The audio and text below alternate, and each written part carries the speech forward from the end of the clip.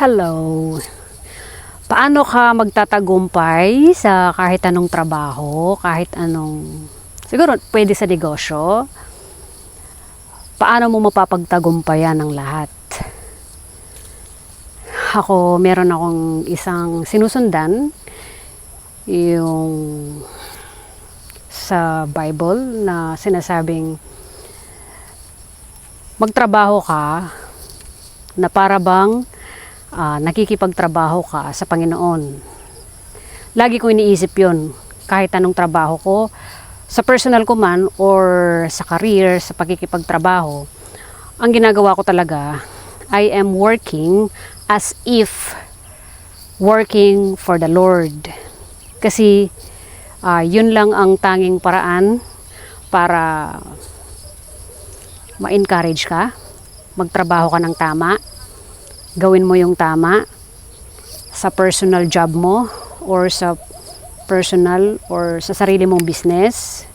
Kasi kapag alam mong parang nagtatrabaho ka sa creator mo, gagawin mo lahat. Hindi yung petiks-petiks ka, ganon. Hindi siya ganon. So, isa yon sa mga susi para ka magtagumpay sa ano mang ginagawa mo, sa career mo, trabaho man yan or business. So magtrabaho ka ng lahat gagawin mo, lahat ng makakaya mo kasi nga nakikipagtrabaho ka sa Panginoon, di ba? So kapag ganun, i-develop mo talaga yung character mo. Yung pagtatrabaho mo is talagang with all your heart. Ibibigay mo lahat ng makakaya mo. Kung pwedeng magpuyat ka, mag-overtime ka, maaga kang pumasok, kasi nga, nakikipagtrabaho ka sa Panginoon. Ariin mong ganun yung pakikipagtrabaho mo or pagbibusiness mo. Tignan ko lang kung hindi ka magsasucceed.